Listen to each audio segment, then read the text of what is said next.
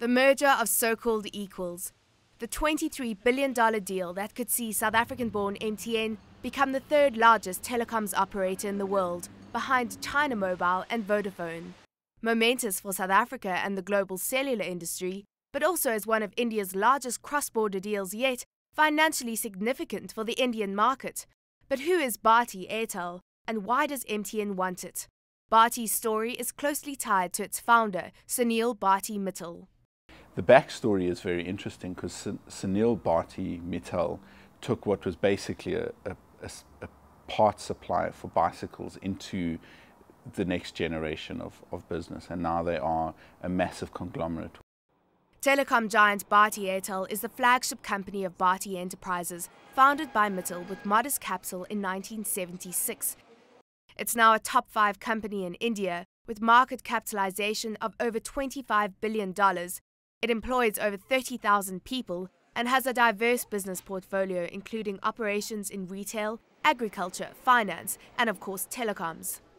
Bharti is the largest mobile operator in India, and it's more than a mobile operator, it's also a fixed line operator, retail and wholesale. It also is active in Sri Lanka off the Indian coast, as well as Seychelles, a small island state of the east coast of Africa. It has in the region of about 105 million subscribers at the moment. So it is a fairly sizable operator in the top 10 globally. What's fascinating about Bharti is how rapidly it's growing and its ability to build on its customer base.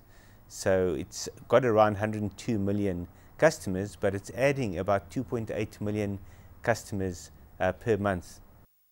The most obvious reason for a merger, MTN gets an inroad into the lucrative Indian market, and Bharti comes with added bonuses.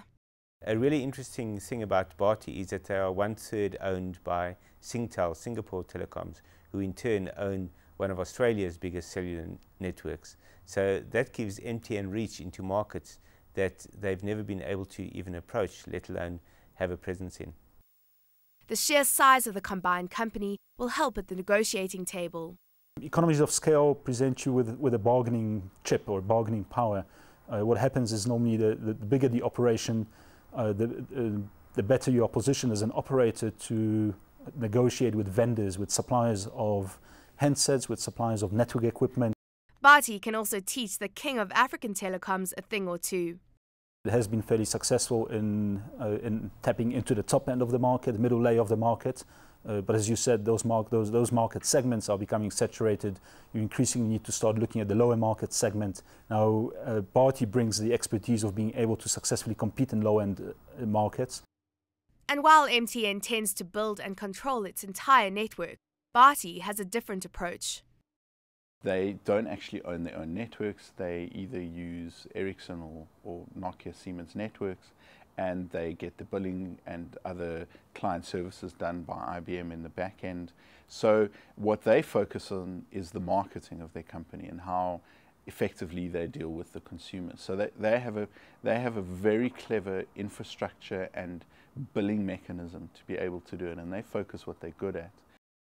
Bharti's expertise in fixed-line services could be an asset as MTN targets big business.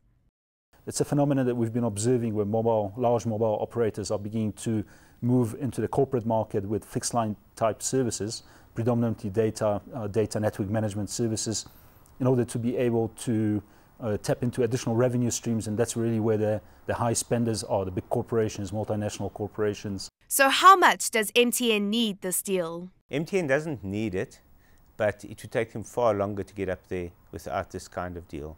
They probably need these kinds of deals in order to be seen as one of the world's biggest. And perhaps there's a question of whether they would be vulnerable to a takeover if they didn't enter this kind of deal.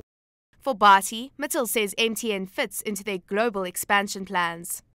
There's still a large bandwidth of senior management in the corporate office here, which needs to expand now. So what can it do? What do we understand well? Telecom and a low-cost business model. Is it ready to go abroad? Absolutely yes, and now crying to go out. It can make big changes outside. Well, it looks like being crowned the king of telecommunications in Africa is not enough for the ambitious MTN, and it believes the Indian telecommunications giant Bharti Airtel, which had humble beginnings as a bicycle repair business, is their ticket to the big league.